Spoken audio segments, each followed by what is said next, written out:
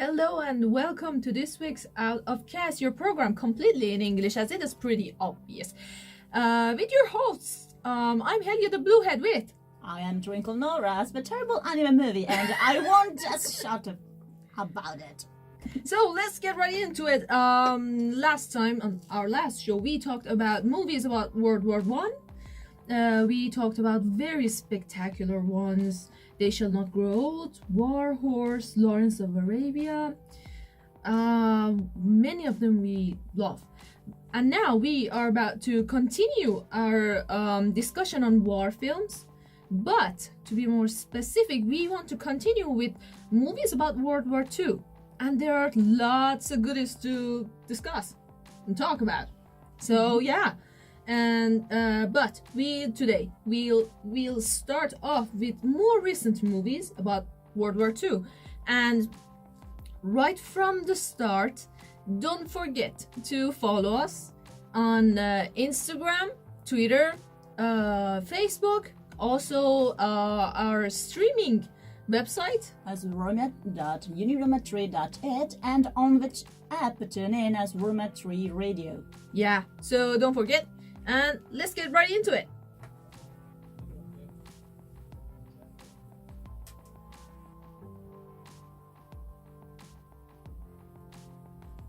So, just like you said before, we just get into it. Yeah. And so we'll today start with The Finest from 2017. Starring Gemma Arterton as Catherine Cole, Ben Knighty as Ambrose Hilliard and Uncle Frank, Sam Claflin as Tom Bikely, and Jack Huston as Alice Cole. Their Finest recalls the warmth of the glory days of British cinema, including some pretty lovely acting from Knighty, which critics seem to have appreciated the most. But first, let's get to the plot.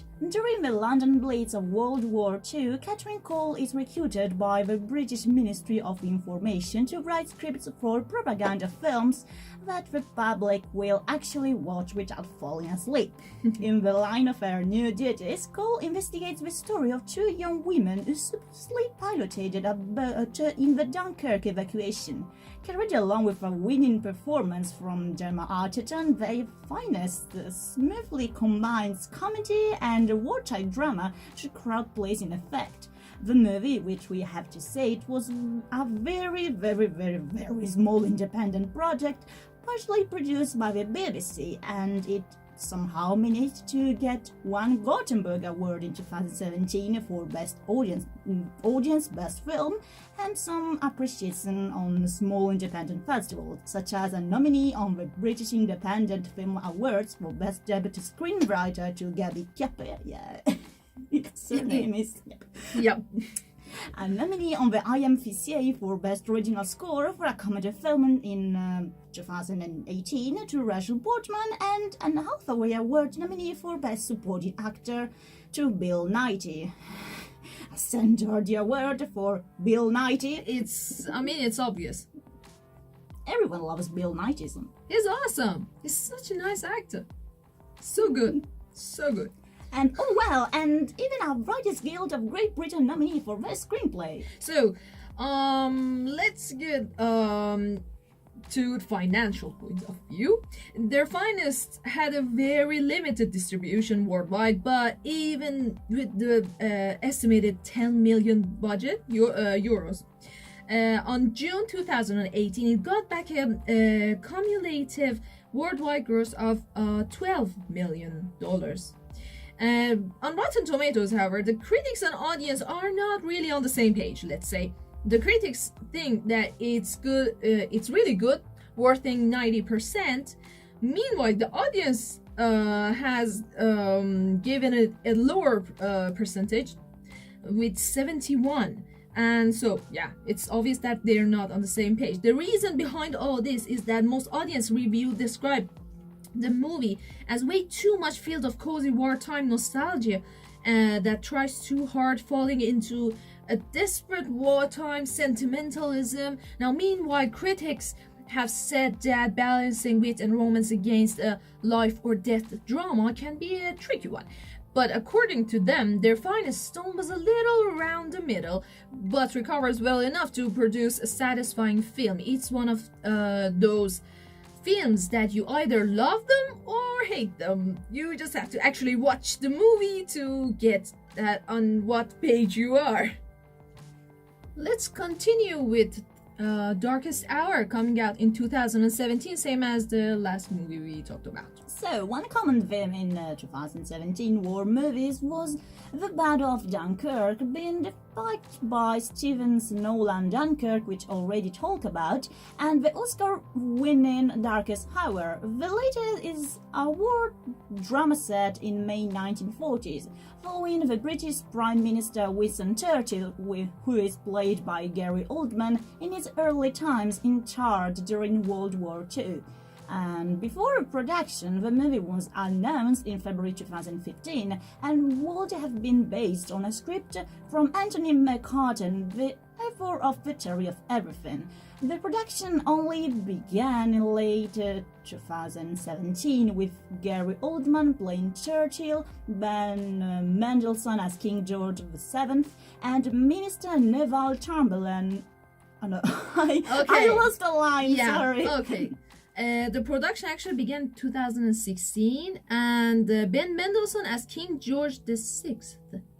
Okay, so and go on. Christine Scott Thomas as Clementine Churchill. John Hurt was initially cast as Prime Minister Neville Chamberlain. However, according to Oldman, he was undergoing treatment for his cancer, so he was unable to attend the read throats. Now, unfortunately, we all know that John Hurt died from cancer on January 2017. Now, although taking some historical differences, Darkest Hour was very well received by audience and critics both, praising Gary Oldman's performance that bears the whole movie. I mean, it's just so awesome. It was mesmerizing. I watched it at the theater.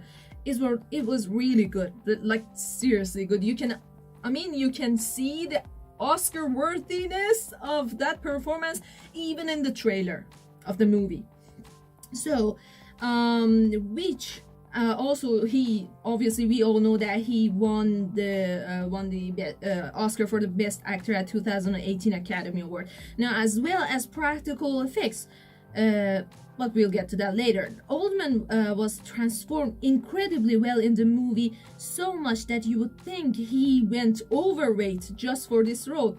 Despite not showing much of the war and focusing on the government issues and all of the Britain in crisis because of Nazis, Darkest Hour is a magnificent movie depicting another aspect of the war, which is the politics behind the war.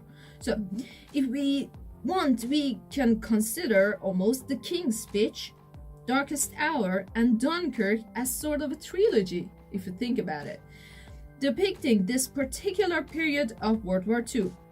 Now, on Rotten Tomatoes, it has got an awesome 84%, and also it is worth noting that it won also Best Makeup and Hairstyling at the Academy Award, also nominated for Best Cinematography, which I thought it was literally the best at that year, and I thought it should have won.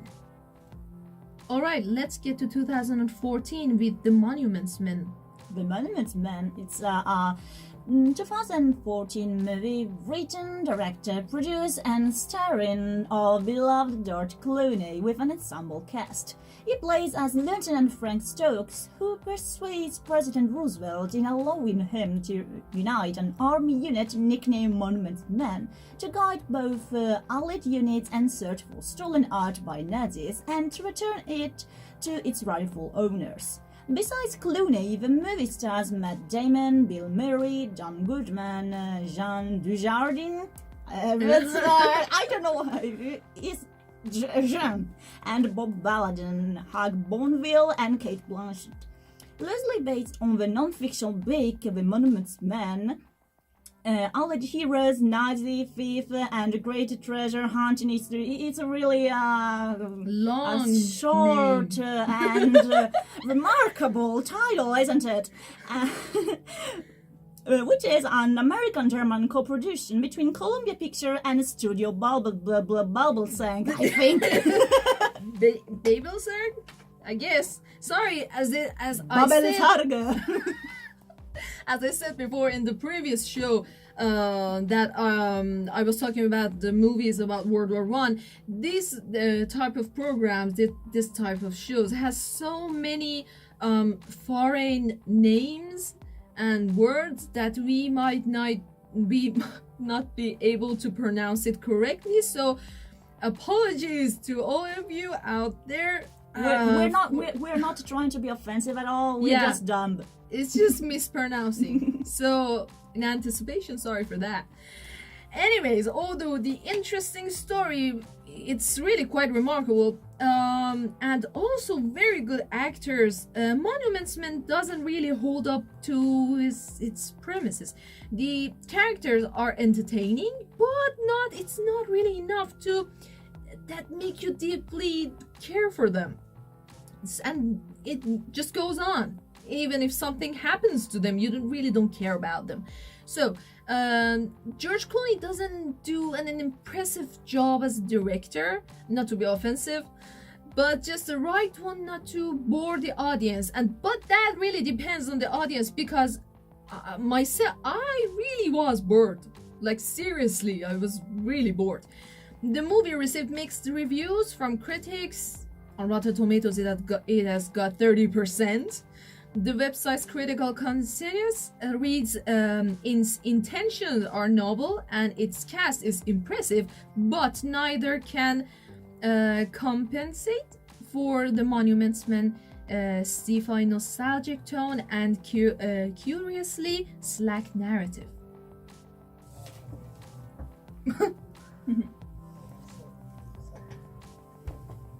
E partirà la musica o diamo la mia cuffia che non parte più? Non ce la faccio più! Andiamo sempre più giù! No! Aiuto!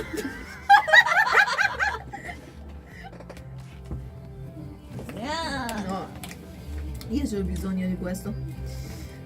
Qua, vedi? Prendimi! 1, 2, 3.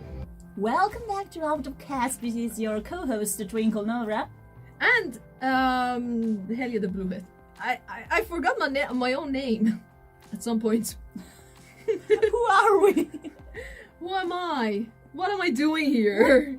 Like in all animated movies, there's always this line in trailers. What is this place? Who am I in this world? What's the purpose of life? It's money. Okay, we're in 2014 with Fury. Set in the final days of World War II, Fury portrays an American veteran crew moving in an M4 Sherman tank nicknamed Fury deep in Nazi Germany. There's no more Germany, it has been replaced by Germany. You must speak German. People are Germanist. So, I was trying to say, in Nazi Germany, along with the Allies, the movie sees an ensemble cast compromise with tank crew. It stars Brad Pitt, Shia LaBeouf, Logan Lerman, Michael Pena, and John Bernthal. Before filming, the director David Ayer required the actors to undergo a 4-month preparation process, which included a week-long boot camp run by Navy SEALs. Brad Pitt says about the training was set up. I can't do Brad Pitt voice, so I was set up to break us down, to keep us cold, to keep us exhausted, to make us miserable, etc. And if our staff wasn't together, we have to pay for it with physical foreign friends. Oh, Jesus. So we're up at 5 in the morning. We're doing night watches on the hour. Now, due to the characters spending a lot of time inside their tank, showing their habits and lives, traveling across Nazi Germany, we could even consider Fury a road movie other than a war movie. This helps us getting attached to the main characters, learning to know them on a more introspective side. Although not being at the same level as Saving Private Ryan, it really does a fine job with the tank crew, depicting a story of discipline and brotherhood tortured by war. Especially during a scene at about half of the movie with the Fury crew confronting the veterans and newcomers in war during lunch at a house of a vanquished German village. Now, at the box office, the film successfully grossed a worldwide total of $211.8 million, and it has got a solid approval rating of 77% on Rotten Tomatoes based on 242 reviews. Let's go to German. German.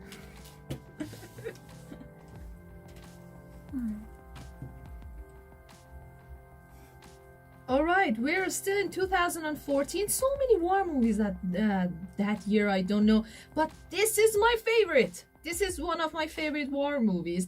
And it's Imitation Game. Again, coming out in 2018, of course. 14. I know, it was like a trend in 2014, I don't know. Always suggest I'll make the best war movie. Well, also in 2017 there were many war movies as well. I mean, just in this show today we talked about Darkest Hour and Their Finest, but I'm pretty sure there was another one also. Yeah. There's the George Clooney series. No, that's pretty recent. That's right now. So let's move on. Let's talk about Imitation Game. It is a beautiful movie with brilliant performances from an ensemble of amazing cast and crew. It's directed by Morten Taldum and written by Graham Moore, based on the biography Alan Turing The Enigma by Andrew Holtz. It stars Benedict Cumberbatch as a British cryptanalyst Alan Turing, who decrypted German intelligence codes for the British government during the Second World War. Keira Knightley, Matthew Goode, Charles Dance and Mark Strong also star in it. There's a quick fact for you. The screenplay topped the annual blacklist for Best Unproduced Hollywood Scripts in 2011. Now, let me interfere here. If you all just don't know what is a blacklist for screenplays, it is a list containing very good, very decent, maybe the best screenplays in Hollywood that are not yet chosen to be a movie. And this process can take a while, in fact. Years. And yeah. Well, now, the movie is sort of a masterpiece, and yes, I know this might seem too much, Yeah. but let me make my point here. The script is very well written and structured, and I guess that it might be the reason it has won so many awards in this category. Although you have to keep this in mind that the movie is obviously full with inaccuracy and many events are dramatized, of course, but you can't deny the amazing job that the cast has done, especially our dear beloved Benedict Timothy Carlton Cumberbatch. Yes, we have the Wikipedia page with us, and Yeah, open right in front of us. Good boy. With that brilliant smile. And well, you know that his portrayal of the Carter was highly praised even by the Turing's family. Yeah, so despite earlier reservations, Turing's niece, Ina, I think, Payne, told Alan Beswick of BBC Radio Manchester that the film really did honor my uncle, after she watched the film at the London Film Festival in October 2014. Now, in the same interview, Turing's nephew, Dermot Turing, stated that Cumberbatch is perfect casting. I couldn't think of anyone better. James Turing, a great nephew of the code breaker, said Cumberbatch knows things that I never knew before. The amount of knowledge he has about Alan is amazing. And don't even let me get started on the score of this film, which is just brilliant. It is also composed by the genius Alexandre Desplat. And the same year, he was nominated for 2 movies. The Grand Budapest Hotel, I think. Yeah. And this one. And he won the Academy Award for the Grand Budapest Hotel, not this one. But I think this one was much better. This music is just, it will blow your mind. Anyways, moving on. It received 8 nominations at the 87th Academy Award, winning for the Best Adapted Screenplay. Also, it got 5 nominations at the Golden Globes, 3 nominations at the 21st Screen Actor Guild Award. It also received 9 BAFTA nominations and won the People's Choice Award at the 39th Toronto International Film Festival. The film was criticized by some for its inaccurate portrayal of historical events. It is pretty obvious, and for downplaying Turing's homosexuality. Now that is pretty weird. Why? Because the LGBT civil rights advocacy organization, the Human Rights Campaign, honored it actually for bringing Turing's legacy to a wider audience. In the end, it grossed over 233 million worldwide on a just 14 million production budget. It's remarkable, making it like an independent movie. Yeah, making it the highest grossing independent movie of 2014, and has the awesome score of 90% on Rotten Tomatoes. Moving on to 2008 with Valkyrie. Shall I start? All right. It's an historical thriller war film directed and co-produced by Bryan Singer and written by Christopher McQuarrie and Nathan Alexander. The film is set in Nazi Germany during World War II and depicts the 20 July plot in 1944 by German army officer to assassinate Adolf Hitler and to use the Operation Valkyrie, thank you, national emergency plan to take control of the country.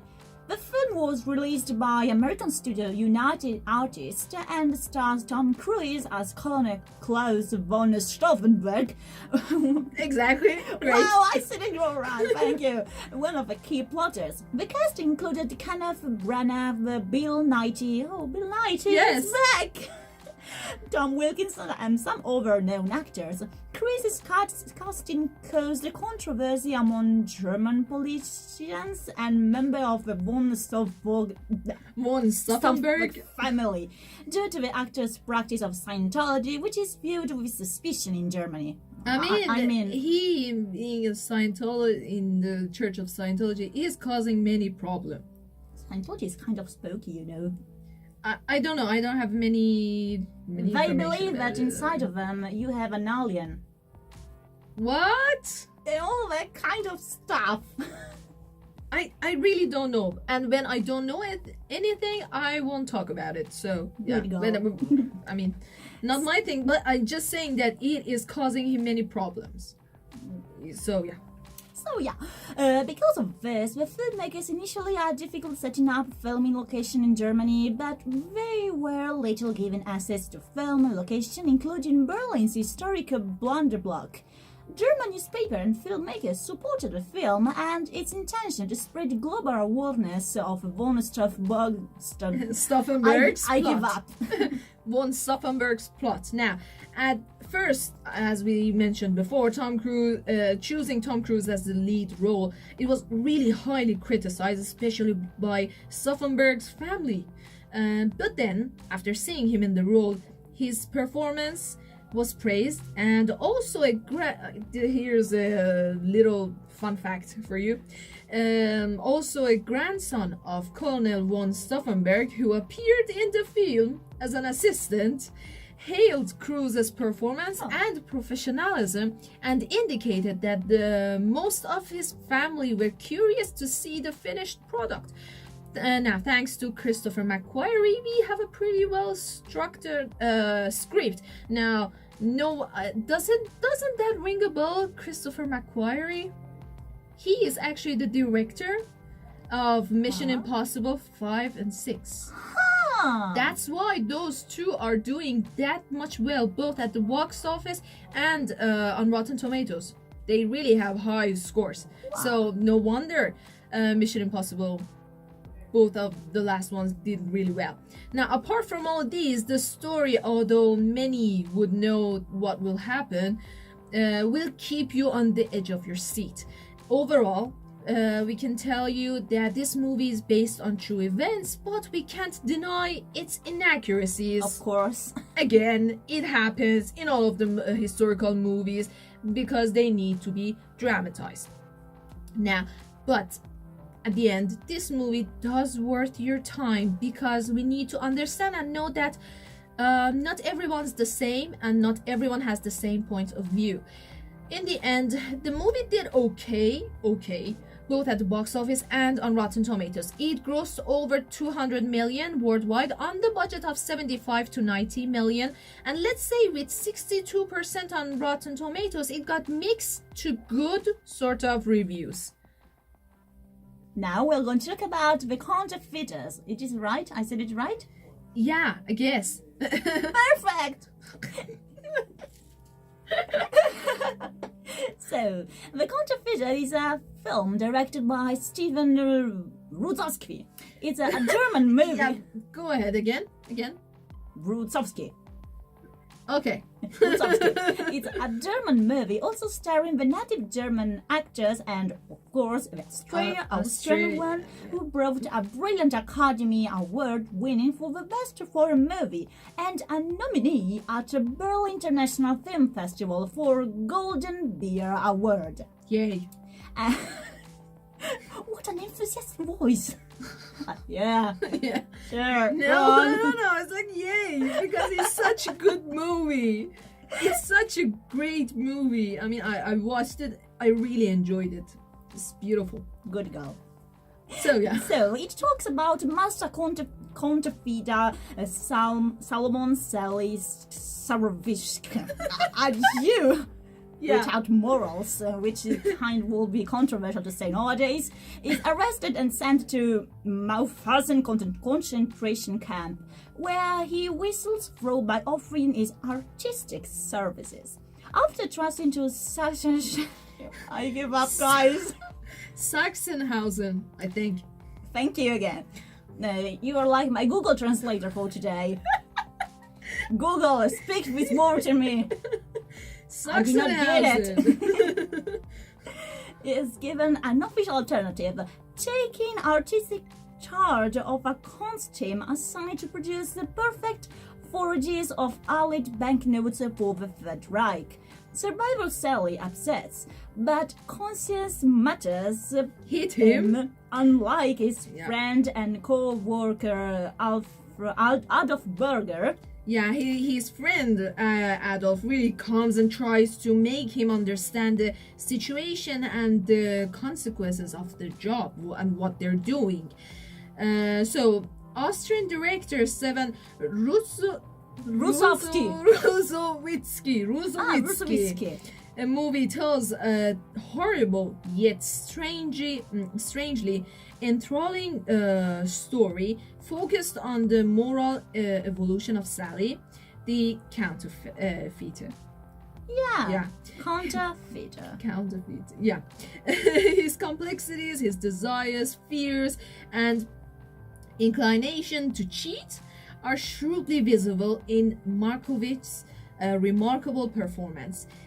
In part, this complexity is achieved by his comparison to other prisoners.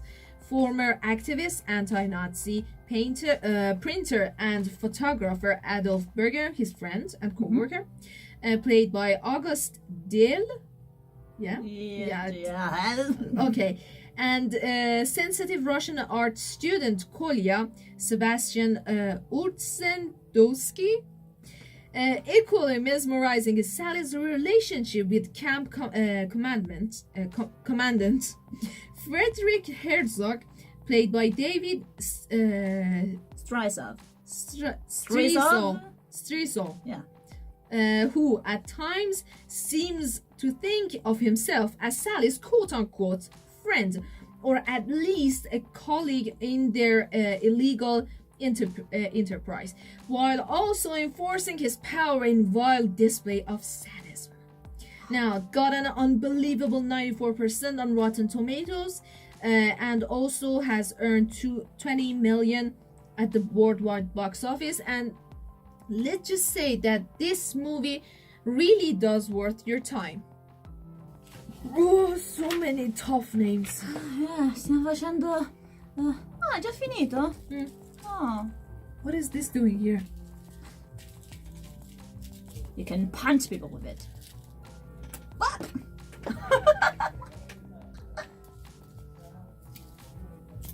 No.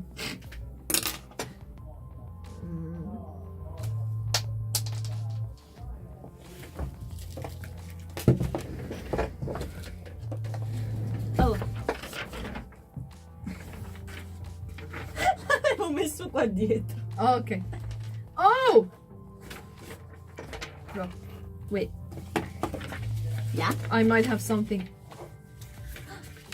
Oh, this is mine. This is yours. My noodles. Okay. Wait.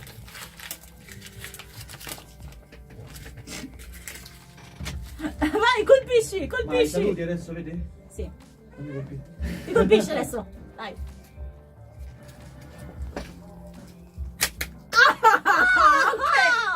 But it's done. Dai. Yes! Woohoo!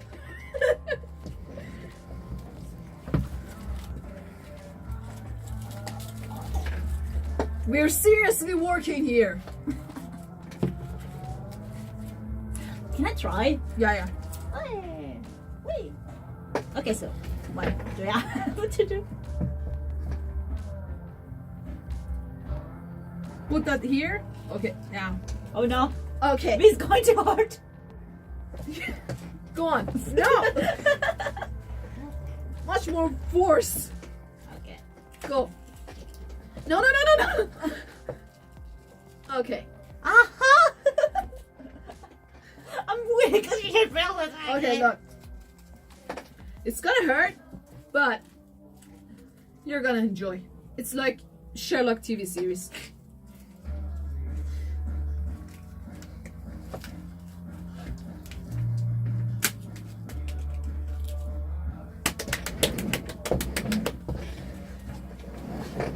Woo!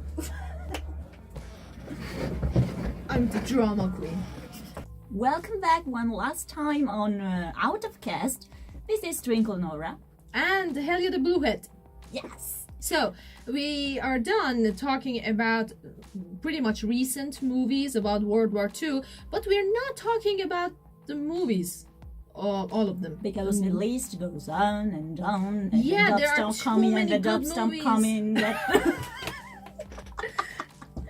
Too many good movies on the Second World War, so we will continue to talk about them in the next 2 shows, let's say. We can promise that. Yeah, I think so. Yes. We'll probably be alive to do this. So yeah, and also again, don't forget to follow us on our social media. We can are find- all over the place. Yeah, we are on Facebook, on our Facebook and our Twitter account. Sure, but I mean, Twitter is the last thing that Zuckerberg doesn't own right now. So you can find us on Facebook as Roma Tre Radio 3, letters in Italian, of course, on Twitter as Roma Tre Radio, on Instagram as Roma 3 as a number radio, and on, of course, on our streaming website as radio.uniroma3.it, and of course on the TuneIn app as Roma 3 Radio as a number. Now this has been Out of Cast with your hosts Helga the Bluehead. And Twinkle Nora. Thank you for tuning in and goodbye. Hello, internet. Infinite. In Ethernet. The eternity of infinite. Since the endgame is still in cinemas, the infinity of watching the endgame. Zan, zan, zan, zan.